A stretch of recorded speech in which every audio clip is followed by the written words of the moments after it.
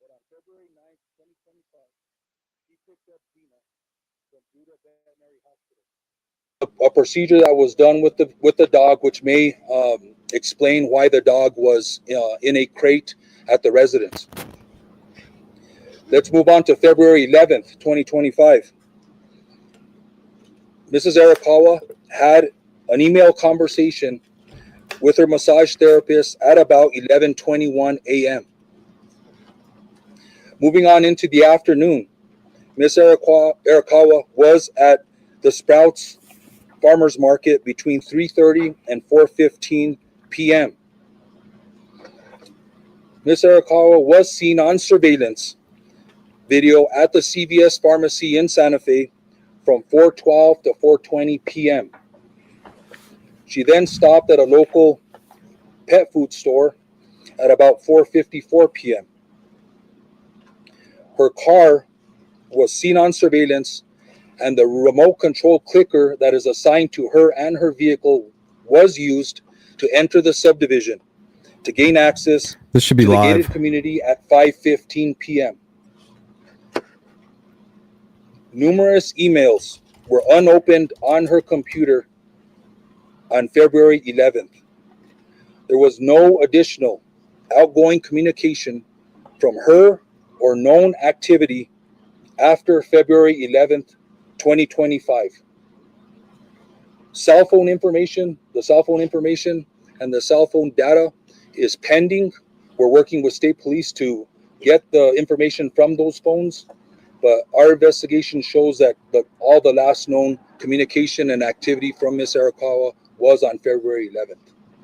I'm going to go ahead and turn over the podium to Dr. Gerald. I would ask that everybody refrain from asking questions until everybody has provided their statements. I'll step up to the podium, and then we'll go ahead and field questions from the media. Thank you. That's what it looks like, Miranda.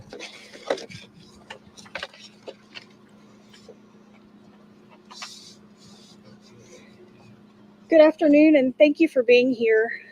I'm Dr. Heather Gerald, the Chief Medical Examiner for New Mexico at the Office of the Medical Investigator.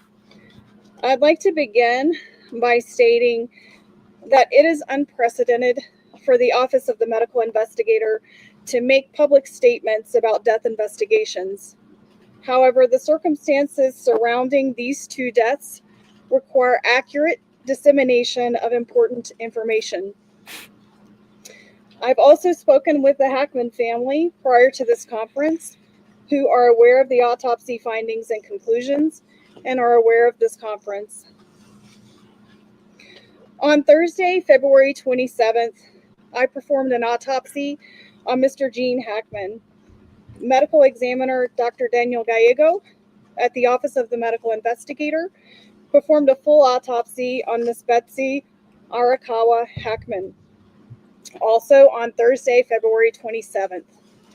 By report, Miss Arakawa Hackman's legal name is Betsy Hackman, which is how she will be referred to hereafter. The cause of death for Miss Betsy Hackman, aged 65 years, is Hantavirus pulmonary syndrome. The manner of death is natural. Autopsy examination and full body postmortem CT demonstrated no findings of trauma internally or externally, with microscopic findings consistent with Hantavirus pulmonary syndrome. I think we were right, guys. Laboratory testing. Oh, what the hell? Dirty commercial. Positive at Scientific Laboratories Division. Testing for COVID-19, influenza, and other common respiratory viruses was negative. Testing for carbon monoxide was negative. There were no other significant natural disease findings. I think she was in her 60s. Or thyroid medication, which were being taken as prescribed and is not currently a concern for a contributory cause of death.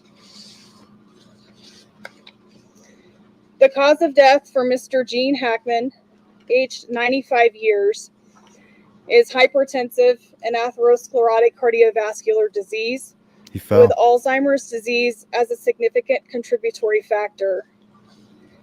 Autopsy examination and a full body postmortem CT examination demonstrated no acute findings of internal or external trauma and showed severe heart disease, including multiple surgical procedures involving the heart, evidence of prior heart attacks, and severe changes of the kidneys due to chronic high blood pressure. Examination of the brain showed advanced Alzheimer's disease, as well as blood vessel changes in the brain secondary to chronic high blood pressure. Laboratory testing performed at Scientific Laboratories Division was negative for COVID-19, influenza, and other common respiratory viruses. Testing for Hantavirus was negative. Testing for carbon monoxide was negative. Additionally, there were no autopsy findings concerning for Hantavirus infection. I have been asked when death occurred for these individuals. There is no reliable scientific method to accurately determine the exact time or date of death. Mr. Hackman's initial pacemaker data revealed cardiac activity on February 17th, with subsequent pacemaker interrogation demonstrating an abnormal rhythm of atrial fibrillation on February 18th, which was the last record of heart activity. Based on this information, it is reasonable to conclude that Mr. Hackman probably died around February 18th. Based on the circumstances, it is reasonable to conclude that Ms. Hackman passed away first, with February 11th being the last time that she was known to be alive. Lastly, clinically, hantavirus infection is characterized by flu-like symptoms consisting of fever, muscle aches, cough, sometimes vomiting and diarrhea that can progress to shortness of breath and cardiac or heart failure and lung failure. This occurs after a 1 to 8 week exposure to excrement from a primarily particular mouse species that carries hantavirus. The mortality of hantavirus, the mortality rate of the hantavirus strain in the Southwest is about 38 to 50%. The hantavirus strains in the United States are not transmissible from person to person. And so this is an appropriate time to segue to Dr. Aaron Phipps, Absolutely, the State Lauren. Public Health Veterinarian with the New Mexico Department of Health. But before I do so, I'd like to kindly ask for everyone to please respect the privacy that Mr. Gene Hackman, Miss Betsy Hackman, and their family and friends deserve. Thank you. Looks like we were right, guys. The wife died first, natural causes. Thank you, Dr. Gerald. And Gene I will now provide laid there and additional suffered. information about hantaviruses in New Mexico. There are many different types of hantaviruses found worldwide. These viruses are zoonotic, meaning they are transmitted from animals to humans. Hantaviruses are carried by rodents. The hantavirus found in New Mexico, the sin nombre virus, is found primarily in deer mice, but in other rodents as well. Hantavirus pulmonary syndrome is a rare disease caused by hantaviruses, but a small number of human infections are found every year in New Mexico. Over the past 5 years, New Mexico has confirmed between 1 and 7 hantavirus infections in humans each year. Through the end of 2024, we have identified 136 infections over the past 50 years in New Mexico residents, 5 of these in Santa Fe County. This is a serious disease. 42% of these infections here in New Mexico were fatal. Most transmission occurs around the patient's residence or workplace, and the New Mexico Department of Health typically conducts an environmental investigation at the residence of all hantavirus cases in our jurisdiction. This can help identify specific areas that may pose higher risk, providing insight into where transmission may have occurred and how to prevent future infections. What's up, Dan? On March 5th, the New Mexico Department of Health staff conducted a risk assessment of the property, including the main residence, as well as other structures on the property. This was critically important to address concerns about health risks to first responders, as well as to inform any prevention measures needed to protect the family and other individuals entering the property in the future. We assessed the risk of exposure in the primary residence as low, similar to other well-maintained houses in New Mexico. We did identify signs of rodent entry in other structures on the property There you go. and provided information and resources about reducing the risk of hantavirus transmission related to those areas. Hantavirus can be transmitted to people through rodent urine, droppings, or saliva, so it is important to take special steps when cleaning up after rodents. Avoiding contact with or breathing in aerosolized rodent urine or feces, especially in a poorly ventilated area, Sounds is key. nasty. Detailed guidance can be found on the New Mexico Department of Health and the CDC websites, but I will provide a very brief summary now. It is important to use gloves and a well-fitting N95 mask when around or cleaning rodent-infested areas, and to open any windows or doors for at least 30 minutes beforehand to increase ventilation. Spray the area thoroughly with a 10% bleach solution or a commercial disinfectant. Let it sit for 5 minutes. Next, clean the area with paper towels, then throw them away in a covered garbage can that is regularly emptied. Before removing gloves, wash your gloved hands with soap and water or with a disinfectant, and then after removing gloves, wash your hands again with soap and water. It's important to never sweep up or vacuum mouse droppings, since this can spread particles up into the air. Since hantavirus is found throughout New Mexico, awareness right, of these James. risks and how to reduce them is important for all New Mexicans. The New Mexico Department of Health extends our deepest condolences to the families and friends during this difficult time. Thank you. Thank you. I think that'll conclude the statements for today.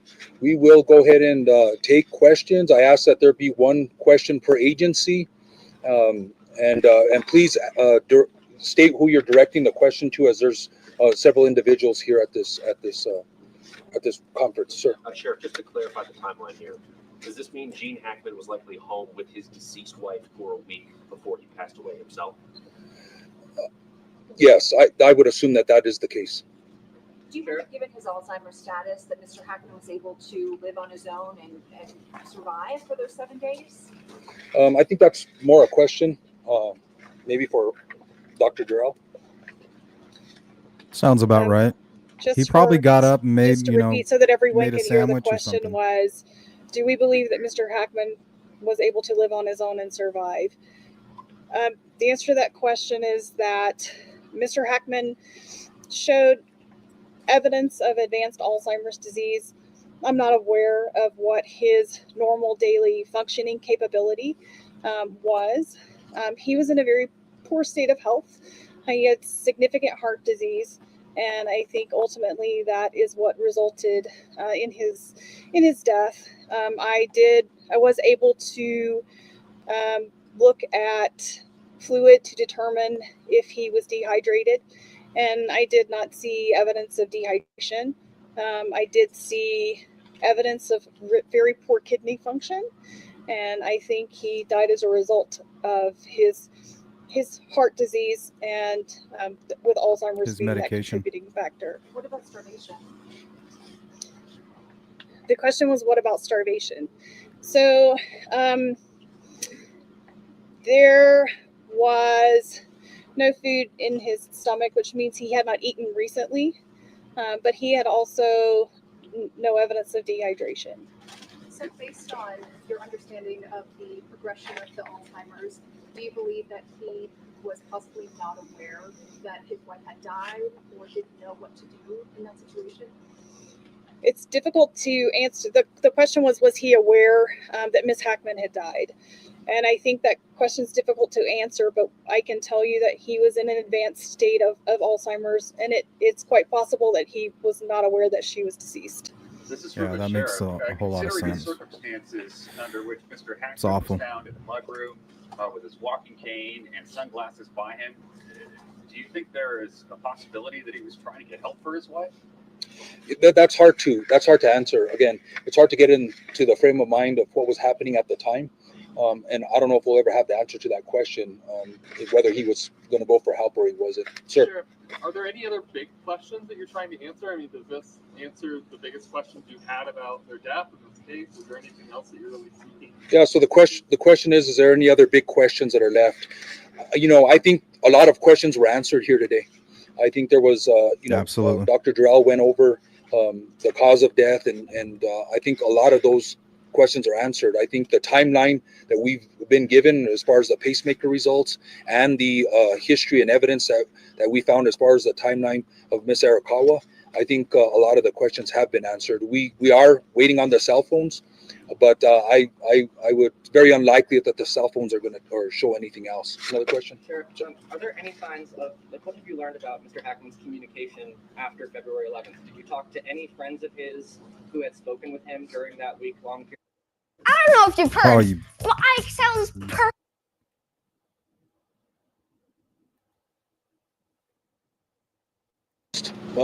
Cell phones.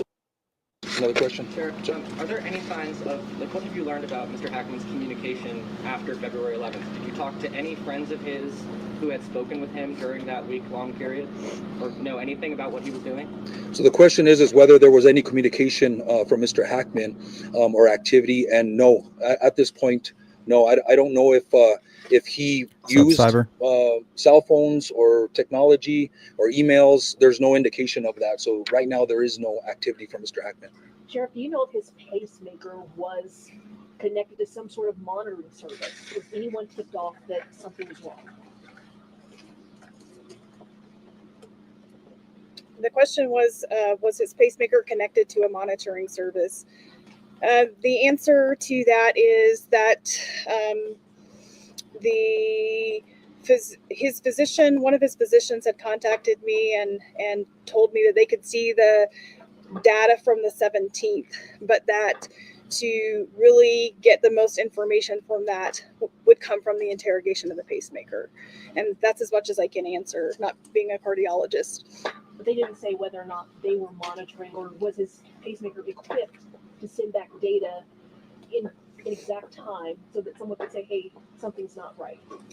I can't answer that question. I'm sorry. Sure. Sheriff. Sir. Was there any footage that came from the body cam from the house?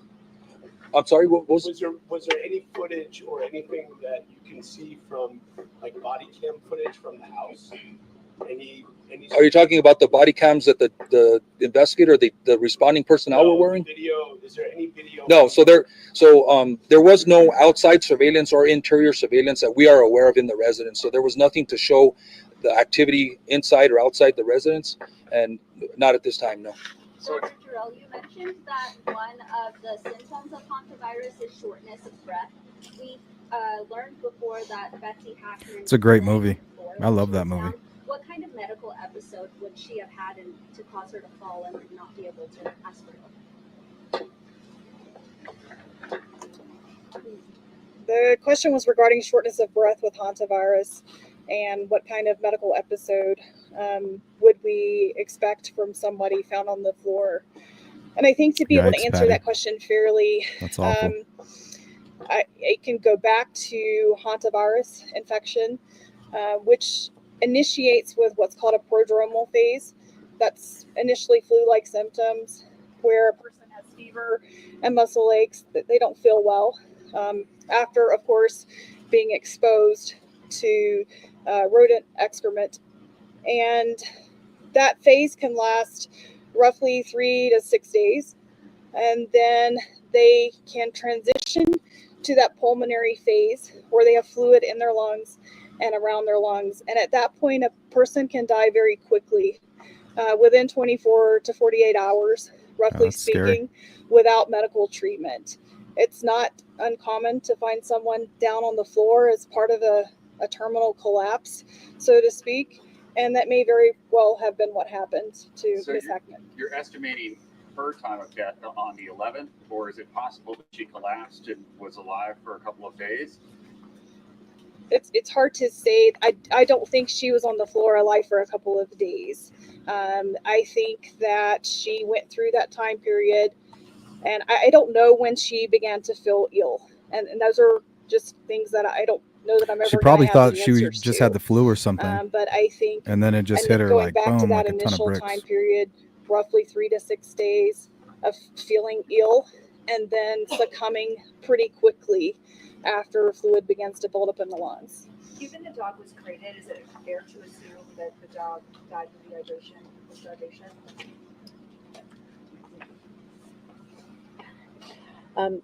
I don't think we know the answer to that. However, given the timelines presented, it is a possibility. Is it possible the dog had the hantavirus? Dogs do not get sick from hantavirus. Sure. You mentioned that Betsy Hackman went to a pharmacy. She consulted with a pharmacist. Yes. For Jean's wife, it was the hantavirus. The question was if we Shortness of knew breath. on Betsy's visit to the pharmacy if there was some medication or if she consulted with a pharmacist. We don't have that information, and I'm not sure that we can get that information due to HIPAA laws, but we don't have that information right now. Sure. And for Jean, it was Alzheimer's and I believe heart failure.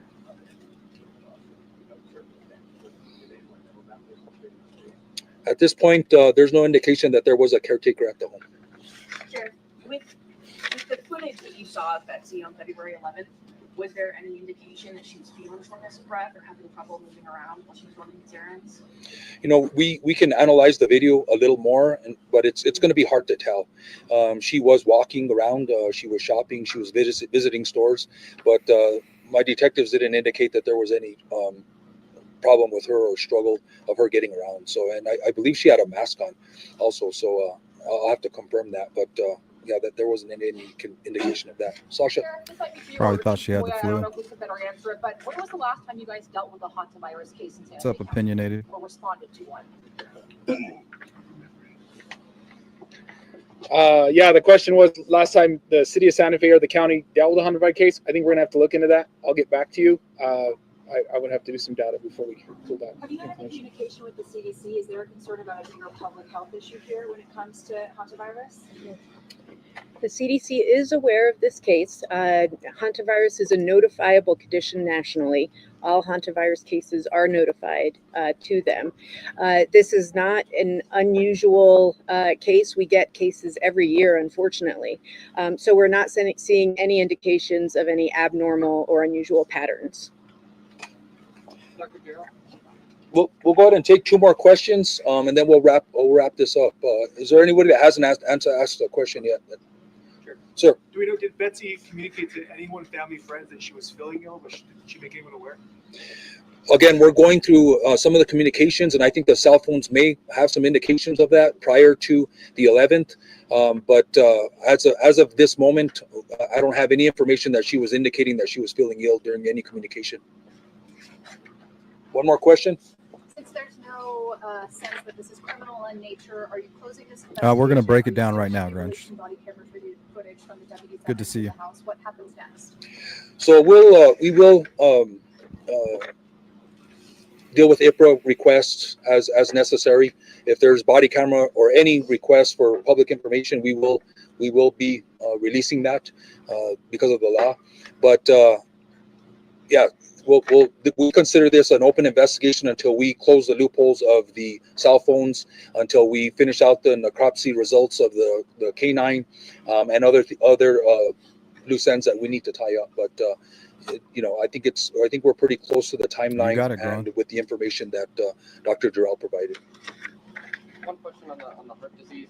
Is it fair to describe this as a heart attack, or is it not? Is that not an accurate term for the heart disease that he suffered? That's a good question. Is The it heart question failure? was, is it fair to conclude that Mr. Hackman died from a heart attack? And the answer to that Yes, is Melissa. that it's a little bit difficult to say. I saw no microscopic evidence of a recent heart attack. However, those changes can also take some time to develop, several hours to develop so that I can see it under the microscope. He could have had an abnormal heart rhythm. We already know that he was in atrial fibrillation on the 18th. Yeah, they're saying it was all and natural. that could have evolved into a more terminal heart rhythm. Is heart failure an okay way to describe it? We use that terminology. The question was, did Mr. Hackman have heart failure? Oftentimes we see fluid around the lungs and heart failure and congestion of the liver. I did not see that in his case, but he had very poor heart or very extensive heart disease. And so he would have been predisposed to abnormal heart rhythms, and hence he had a pacemaker as well. Thank you, everybody. That'll conclude the press. Okay, guys. So it looks like we were right. I mean, we were, as horrible as this is, it seems like we had figured it out from the beginning just by putting our heads together. So that kind of shows you where we're at, guys, as a crew. The sleuth crew was right about what happened to Gene Hackman. You know, it was his wife who had an incident and she passed away. And because of what was going on with Gene, eventually he couldn't take care of himself. And the animal had recently been to the veterinarian, to the vet, and that's why the dog was kenneled. So, I mean, we were spot on with this one. So good job on this. Rest in peace, Gene, and all of your family. I'm sure they're going to be missed. But we took all the facts that were released to the public. We, using the art of deduction, we determined that his wife passed away first, and that because he was unable to take care of himself, he slowly passed away.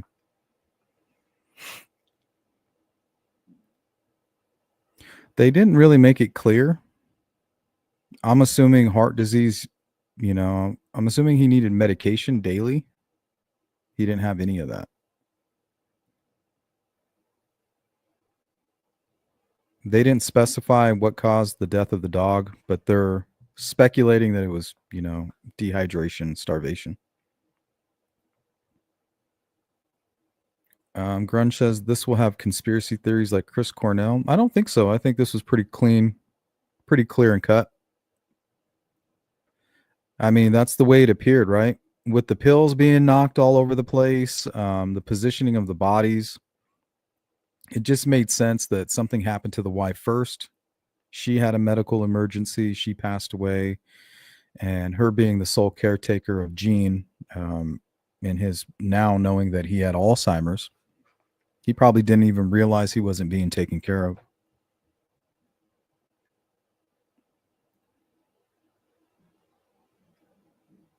Good to see you, Louise. Probably private people, so nobody thought of it.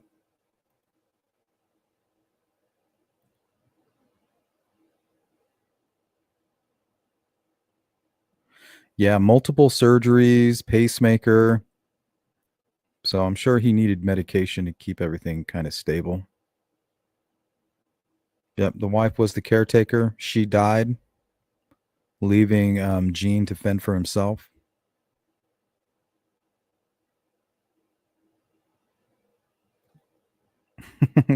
I'm sure they will. So I'm glad to hear that there was no signs of trauma, you know, not a break-in. I would hate for them to, I mean, they died a horrible death, but it's good to see that nobody took their lives.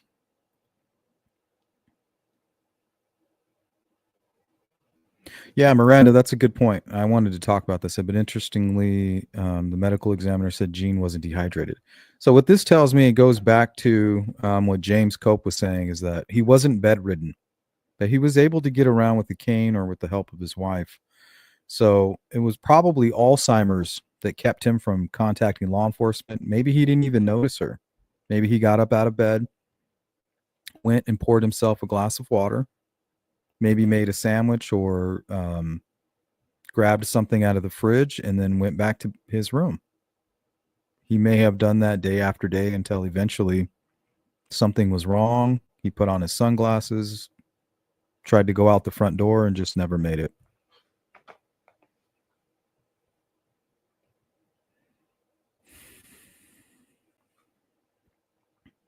But we did do a good job trying to figure out what happened here.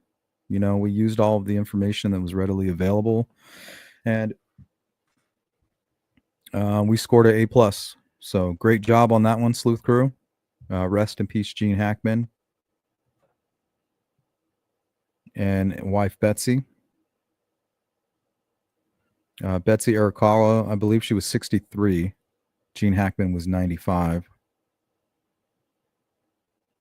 And they were found in their Santa Fe, New Mexico home on February 26th.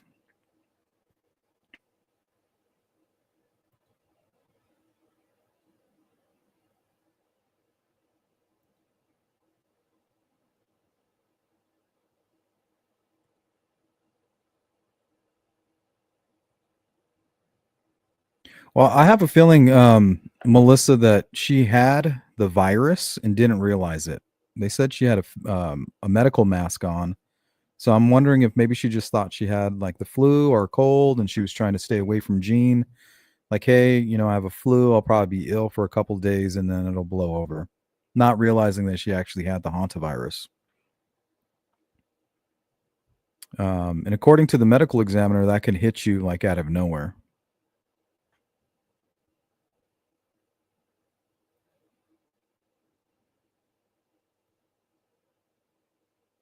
Yep. Opinionated says he probably hadn't taken heart or blood pressure meds in several days. That's what I'm thinking. Maybe he wasn't able to eat, but you can survive off of just water for about 3 weeks. You know, it's the rule of 3. 3 hours without shelter, 3 days without water, and 3 weeks without food. But we are going live here in just a minute, so make sure you guys bounce from this live stream over to the next one. We're covering something completely different. I had to hold off on that live stream because I wanted to go ahead and get this up on the air because we have been following this, and I thought that we did a really great job trying to figure out what may have happened to Gene and his wife, Betsy Arakawa. And I mean, we were spot on, guys. So great job. That's why we are the Sleuth Crew. We know what we're talking about. When we put our heads together, there's nothing that we can't accomplish. So I'll see you guys in about 5 minutes.